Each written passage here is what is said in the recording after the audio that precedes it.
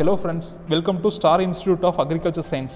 இப்போ ரீசெண்டாக எம்ஆர்பிலேருந்து food safety ஆஃபீஸருக்கான notification விட்டுருக்காங்க. அதுக்கு உண்டான நிறையா எம்சிக்யூஸ் வந்து நம்ம டெலகிராம் சேனல்ஸில் போஸ்ட் பண்ணிட்டு வந்துட்டுருக்கோம்.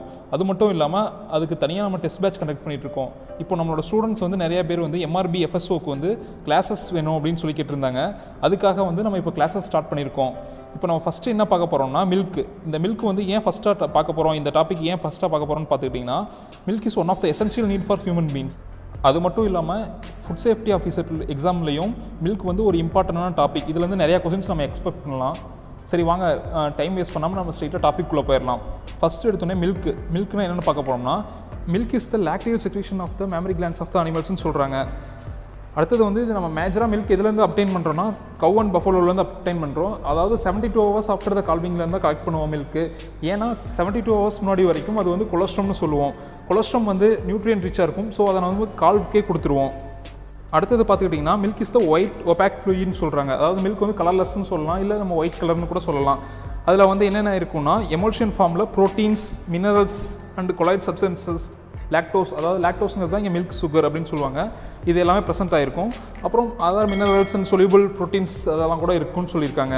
அதுக்கடுத்தது என்ன பார்க்க போகிறோம்னா, கீழே பார்த்துக்கிட்டோம்னா அந்த மில்கில் வந்து என்னென்ன கண்டென்ட் இருக்கும், அது வந்து ஒவ்வொரு மில்க் இப்போ பார்த்துக்கிட்டிங்கன்னா camel milk, buffalo milk, cow milk, human milk இப்படி வந்து கம்பேர் பண்ணியிருக்காங்க. இதெல்லாம் நீங்கள் டீட்டெயிலாக நம்ம பிடிஎஃப்பில் பார்த்துக்குங்க. இந்த பிடிஎஃப் வேணும்னா கீழே டிஸ்கிரிப்ஷனில் லிங்க் இருக்குது. நம்ம டெலகிராம் சேனலில் ஜாயின் பண்ணிக்கிங்க. நம்ம டெலகிராம் சேனலில் இந்த பிடிஎஃப் வந்து அவைலபிளாக இருக்குது.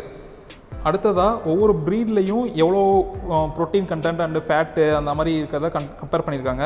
இதையும் நீங்கள் வந்து பிடிஎஃப்பில் பார்த்துக்குங்க. அடுத்து என்ன பார்க்குற போகிறோம்னா, clean milk production. Clean milk production என்ன பார்த்துக்கிட்டிங்கன்னா, நம்ம வந்து மில்க் ப்ரொடக்ஷன் லிஸ்ட்டில் வந்து எவ்வளோ ஹைஜீனிக் ப்ராக்டிசஸ் ஃபாலோ பண்ணுறோம் அந்த மாதிரி இதை பற்றி ஃபோக்கஸ் பண்ணுறதுக்கு தான் க்ளீன் மில்க் ப்ரொடக்ஷன் சொல்லுவாங்க. இதில் வந்து நிறைய ஃபேக்டர்ஸ் இருக்குது. நம்ம அதை பற்றி டீட்டெயிலாக பார்க்கலாம். மில்க் ப்ரொடக்ஷனில் குவாலிட்டி கண்ட்ரோல் தான் நம்மளோட மெயின் அப்ஜெக்டிவ், ப்ரைமரி அப்ஜெக்டிவாக இருக்கணும். குவாலிட்டி ஆஃப் மில்க் வந்து வேரியஸ் ஃபேக்டர்ஸ்னால் அஃபெக்ட் ஆகும். அது என்னென்னு பார்த்துக்கிட்டிங்கன்னா, type of farming, type of milk, impact of environment, farm based disposal methods, milking methods, different milking methods, இந்த மாதிரி வேரியஸ் ஃபேக்டர்ஸ்லாம் அஃபெக்ட் ஆகுது. ஸோ இதெல்லாம் நம்ம கவனத்தில் வச்சுக்கணும். முன்னாடியே பார்த்த மாதிரி மில்கில் வந்து நியூட்ரியன்ட் வந்து அதிகமாக இருக்கனால இது வந்து ஈஸியாக மைக்ரோ ஆர்கானிசம்ஸ் வந்து அட்டாக் பண்ணும். ஸோ நம்ம மில்கை ப்ரிசர்வேஷன் பண்ணுறதுக்கு ப்ராப்பர் கேர் எடுத்துக்கணும். அடுத்தபடியாக வந்து நம்ம மில்கிங் பண்ணுறப்ப அது வந்து எதர் மெஷின் மில்கிங்காக இருக்கலாம், இல்லை மேனுவல் மில்கிங்காக இருக்கலாம். அப்படி பண்ணுறப்ப ஸ்ட்ரிக்ட் ப்ரோட்டோகால்ஸை வந்து ஃபாலோ பண்ண வேண்டியிருக்கும். நம்ம அடுத்தது நம்ம என்ன பார்க்க போகிறோம்னா, ரூரல் மில்க் கலெக்ஷன் பற்றி பார்க்க போகிறோம்.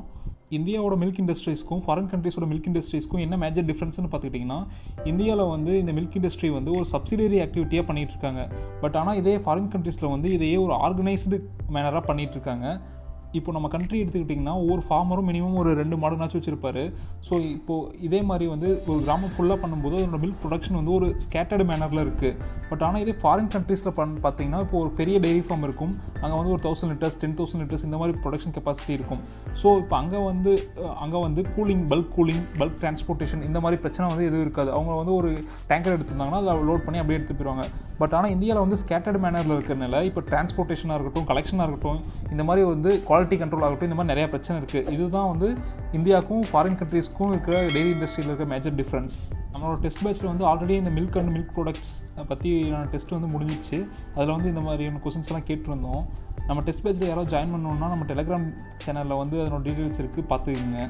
இப்போ இந்தியன் மில்க் இண்டஸ்ட்ரியில் இருக்க இந்த ப்ராப்ளம்ஸ்லாம் எப்படி ஓவர் கம் பண்ணலான்னு பார்த்துக்கிட்டிங்கன்னா, ஃபஸ்ட்டு வந்து எடுத்தோடனே நம்ம வந்து எக்ஸ்டென்சிவ் சர்வீஸ் கண்டக்ட் பண்ணணும். அதாவது எந்த ஏரியாவில் வந்து ப்ரொடக்ஷன் அதிகமாக இருக்குது, மில்க் ப்ரொடக்ஷன் அதிகமாக இருக்குது, இந்த மாதிரி வந்து நம்ம எக்ஸ்டென்சிவ் சர்வீஸ் எடுக்கணும்.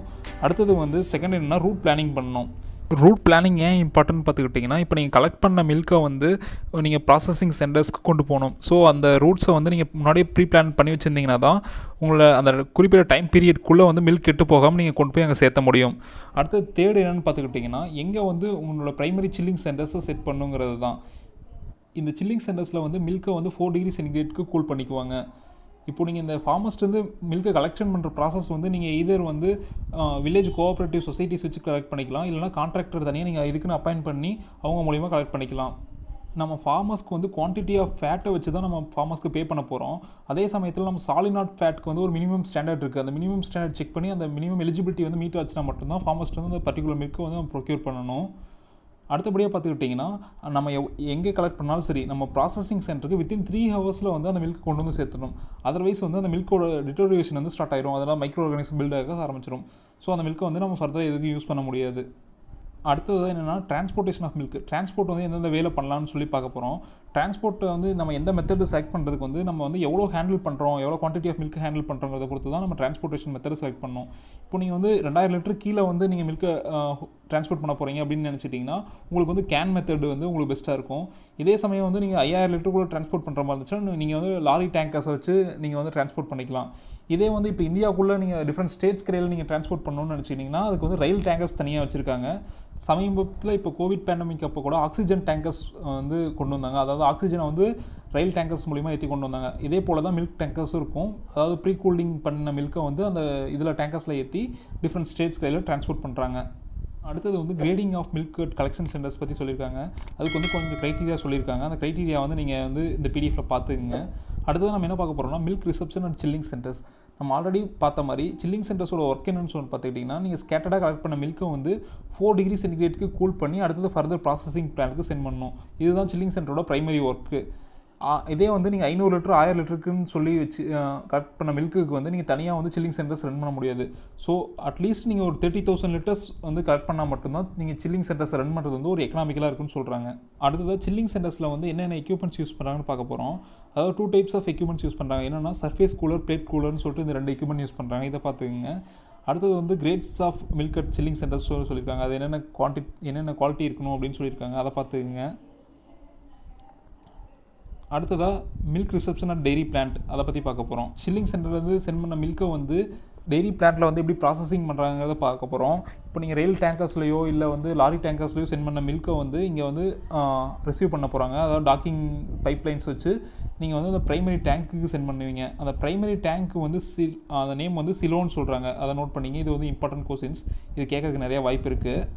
அடுத்தது என்னென்னா இந்த மெஷர்மெண்ட் எவ்வளோ வந்து நீங்கள் லாரி டேங்கர்ஸோ இல்லை ரயில் டேங்கர்ஸ்லேருந்து எவ்வளோ வந்து நீங்கள் இந்த டெய்ரி பிளான்ட்டுக்குள்ளே மில்க் அனுப்பிச்சிருக்கீங்க அப்படிங்கிறது வந்து ஃப்ளோ மீட்டர் வச்சு செக் பண்ணிக்கிறாங்க. அடுத்ததான் நம்ம வந்து அடல்ட்ரேஷன் இன் மில்க் பற்றி பார்க்கலாம். அதாவது இந்தியாவில் வந்து காமனாக என்னென்ன வந்து மில்கில் வந்து அடல்ட்ரேஷன் பண்ணுறாங்க அப்படின்னு பார்க்கலாம். ஃபஸ்ட்டு எடுத்தோடனே என்ன பண்ணுறாங்கன்னா அடிஷன் ஆஃப் வாட்டர். இது வந்து காமனாக நடக்கிற ப்ராக்டிஸ். அதாவது பாலில் வந்து தண்ணி கலந்து ஊற்றுறது. அடுத்தது வந்து ஃபேட்டை வந்து ரிமூவ் பண்ணிட்டு அந்த ஸ்கிம்டு மில்க்குன்னு சொல்லுவாங்க. அந்த மில்க் வந்து உங்களுக்கு கொடுத்துருவாங்க. அது வந்து ரிமூவல் ஆஃப் ஃபேட் வந்து ஒரு டைப் ஆஃப் அடல்ட்ரன்ட்டு. அடுத்து அடிஷன் ஆஃப் ஸ்டார்ச் ஆட் பண்ணி கொடுத்துருவாங்க. அடுத்து 4வது வந்து மில்க் பவுடர் இருக்குது இல்லைங்க, அதை வந்து தண்ணியில் கரைச்சி இந்த இதோட ஆட் பண்ணிடுவோம், மில்கோட ஆட் பண்ணிடுவாங்க. இது ஒரு டைப் ஆஃப் அடல்ட்ரன்ட். அடுத்து addition of carbonate and bicarbonate அப்படின்னு சொல்லிட்டு இது ஒரு மெத்தட் ஆஃப் அடல்ட்ரன்ட். அடுத்தது வந்து யூரியா அந்த மாதிரி ப்ராடக்ட்ஸு, ஹைட்ரஜன் பெராக்சைடு இந்த மாதிரி கூட மிக்ஸ் பண்ணுறாங்க. அதையெல்லாம் நம்ம இப்போ வந்து எப்படி டிடெக்ட் பண்ணுறதுன்னு சொல்லிட்டு அடுத்தது பார்க்கலாம். மில்கில் வந்து ஃபார்மலின் அடல்ட்ரேஷன் பண்ணதை வந்து லீச் டெஸ்ட், அப்புறம் குரோமோட்ரோபிக் ஆசிட் டெஸ்ட் இதை வச்சு கண்டுபிடிக்கலாம். அடுத்து ஹைட்ரஜன் பெராக்சைடு வந்து பேராஃபினலாமைடு டெஸ்ட்டை வச்சு கண்டுபிடிக்கலாம். அடுத்து பொட்டாசியம் அயோடைடும் ஸ்டார்ச் டெஸ்ட்டை வச்சு கண்டுபிடிக்கலாம். அடுத்து கேன் சுகர் ஆட் பண்ணதை எப்படி கண்டுபிடிக்கலாம்னா செலிவான்ஸ் ஆஃப் மெத்தட்ஸ் அதை வச்சு கண்டுபிடிக்கலாம். அப்புறம் ரெசிகார்னியால் டெஸ்ட்டை வச்சு கண்டுபிடிக்கலாம். அடுத்து குளுக்கோஸ் அல்லது மோனோசாக்கரைட்ஸ் ஆட் பண்ணதை எப்படி கண்டுபிடிக்கலாம்னா பேர்ஃபோர்ட்ஸ் டெஸ்ட் வச்சு கண்டுபிடிக்கலாம்.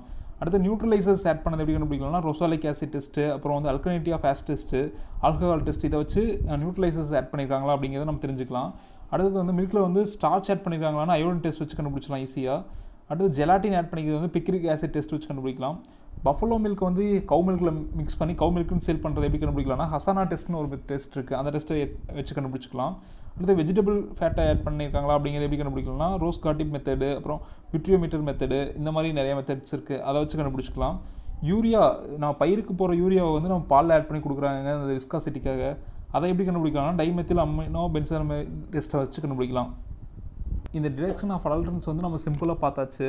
ஆனால் இங்கே வந்து ஒரு மெட்டீரியல் வந்து ஒரு 5-6 பேஜ் கொடுத்துருக்காங்க. அதை நீங்கள் வந்து இந்த மெட்டீரியலை வந்து நம்ம டெலகிராம் சேனலில் ஜாயின் பண்ணி அங்கே இருக்க அதை டவுன்லோட் பண்ணி பார்த்துக்குங்க.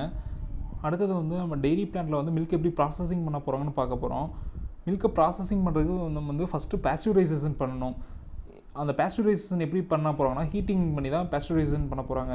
Most resistant bacteria to heating வந்து என்னென்னு பார்த்துக்கிட்டிங்கன்னா பேசிலஸ் டியூபர்குலோசிஸ். இந்த பாக்டீரியா தான் ஹீட்டுக்கு வந்து இருக்கிறதே ரெசிஸ்டன்டான பாக்டீரியா. ஸோ அப்போ இந்த பாக்டீரியா வந்து அந்த மில்கில் இல்லைன்னாவே அந்த மில்க் வந்து நல்லா பாஸ்டரைசஸ் ஆன மில்க் அப்படின்னு நம்ம வந்து கன்சிடர் பண்ணிக்கலாம். அடுத்தது வந்து காக்ஸியெல்லா ப்ரூனட்டிங்கிற ஆர்கானிசம் தான் நம்ம வந்து இண்டிகேட்டட் ஆர்கானிசம் ஃபார் பாஸ்டரைசேஷன் சொல்கிறாங்க. இதுவும் இம்பார்ட்டண்டான பாயிண்ட். ஸோ இதில் கேட்கறதுக்கு அதிக சான்ஸ் இருக்குது. ஸோ வந்து நோட் பண்ணிக்கிங்க. அடுத்தது வந்து நம்ம டிஃப்ரெண்ட் மெத்தட்ஸ் ஆஃப் பாஸ்டரைசேஷன் பற்றி பார்க்கலாம். அதில் வந்து நிறைய மெத்தட்ஸ் இருக்குது. ஃபஸ்ட் எடுத்தோடனே எல்டின்னு சொல்லுவாங்க, லோ டெம்பரேச்சர் லாங் டைம் அப்படின்னு சொல்லுவாங்க. இந்த மெத்தடில் வந்து 63 டிகிரி சென்டிகிரேட்க்கு 1800 செகண்ட்ஸ், அதாவது 30 நிமிஷம் வந்து 63 டிகிரி சென்டிகிரேட்டில் அந்த மில்க் வச்சுருந்தோம்னா பாஸ்டரைசேஷன் நடந்துடும். அப்படி இல்லைனா HTSTன்னு சொல்லுவாங்க, ஹை டெம்பரேச்சர் ஷார்ட் டைம் அப்படின்னு சொல்லுவாங்க. அதில் வந்து 72 டிகிரி சென்டிகிரேட்க்கு வந்து 15 to 20 செகண்ட்ஸ்க்கு மட்டும் நீங்கள் வச்சுட்டு சடனாக 4 டிகிரி சென்டிகிரேட்க்கு வந்து கூல் பண்ணணும். இது வந்து HTST மெத்தட்னு சொல்லுவாங்க. இதே HTST மெத்தட் க்ரீம்காக ஃபாலோ பண்ணிங்கன்னா 80 டிகிரிக்கு மேலே வந்து நீங்கள் வந்து அந்த டெம்பரேச்சர் செட் பண்ணி 15 செகண்ட்ஸ்க்கு மட்டும் வச்சு எடுத்துகிட்டு அப்புறம் இமீடியட்டாக நீங்கள் 4 டிகிரி சென்டிகிரேட் கூல் பண்ணிங்கன்னா போதும். அடுத்து தெர்மைசேஷன் சொல்லிட்டு ஒரு ப்ராசஸ் இருக்குது. அந்த ப்ராசஸ் என்ன பண்ணுவாங்கன்னா 57 to 68 டிகிரி சென்டிகிரேட்க்கு வந்து 15 செகண்ட்ஸ் வச்சு எடுப்பாங்க. அடுத்தது வந்து ஸ்டெரிலைசேஷன் பண்ணுவாங்க. இது வந்து ஆட்டோக்ளேவில் பண்ணுவாங்க. அது என்னென்னா 115 to 121 டிகிரி சென்டிகிரேட்டில் வந்து ஒரு 180 செகண்ட்ஸ் வச்சுருப்பாங்க, அதாவது 3 minutes to 5 minutes வச்சுருப்பாங்க. ஆனால் அது வந்து உங்களுக்கு காஸ்ட்லியான மெத்தட். ஸோ அது வந்து கமர்ஷியலாக யாரும் ஃபாலோ பண்ண மாட்டாங்க. அடுத்து அல்ட்ரா பாஸ்டரைசேஷன் சொல்லுவாங்க. அந்த மெத்தட் என்ன 115 to 130 டிகிரி சென்டிகிரேட்டில் வந்து 2 to 4 செகண்ட்ஸ் மட்டும் வச்சுருப்பாங்க. இதுவும் மேக்ஸிமம் ஃபாலோ பண்ணுறதில்ல. அடுத்த மெத்தட்னா UHT மெத்தட்னு சொல்லுவாங்க. இது என்னென்னா அல்ட்ரா ஹை டெம்பரேச்சர் மெத்தட்னு சொல்லுவாங்க. இதில் என்னென்னா 135 to 150 டிகிரி சென்டிகிரேட்க்கு வந்து 1 to 6 செகண்ட்ஸ் மட்டும் நீங்கள் வந்து இதை ஸ்டெரிலைஸ் பண்ணால் போதும். இதை வந்து நார்மலாக இப்படி ப்ராசஸ் பண்ண மில்க் வந்து நார்மலாக நீங்கள் ரூம் டெம்பரேச்சருக்கு 30 டேஸ் வச்சுருந்தாலும் அது எதுவும் ஆகாது. ஸோ இப்போ நம்ம ஷார்ட்டாக பார்த்தது தான் இங்கே வந்து டீட்டெயிலாக வந்து இந்த பேஜஸில் கொடுத்துருக்காங்க. அதை பற்றி நீங்கள் வந்து மெட்டீரியல் டவுன்லோட் பண்ணிட்டு அதில் பார்த்துக்குங்க. இந்த மெட்டீரியல் வேணால் நம்ம டெலகிராம் குரூப்பில் இருக்குது, கீழே டிஸ்கிரிப்ஷன் லிங்க் இருக்குது. நீங்கள் அந்த டெலகிராம் குரூப்பில் ஜாயின் பண்ணிட்டு இந்த மெட்டீரியல் எடுத்துக்கலாம். அதே சமயத்தில் நம்ம வந்து சிலபஸ் வைஸில் வந்து டெஸ்ட் பேட்ச் ரன் பண்ணிகிட்டு இருக்கோம். அதில் ஜாயின் பண்ணணும்னு விருப்பம் இருந்துச்சுன்னா அந்த டெலகிராம் குரூப்லேயே வந்து அதனோட டீட்டெயில்ஸ் பற்றி அதில் போட்டிருக்கோம். ஸோ நீங்கள் வந்து அதில் பார்த்துட்டு நீங்கள் உங்களுக்கு விருப்பப்பட்டீங்கன்னா நீங்கள் அந்த டெஸ்ட் பேட்ச்சில் கூட ஜாயின் பண்ணி படிக்கலாம். வேறு ஏதாவது டவுட் இருந்துச்சுன்னா கமெண்ட் செக்ஷனில் கமெண்ட் பண்ணுங்கள். நாங்கள் வந்து ஃபர்தராக சிலபஸ் வைஸ் இந்த மாதிரி வீடியோ கொடுக்க போகிறோம். தேங்க்யூ.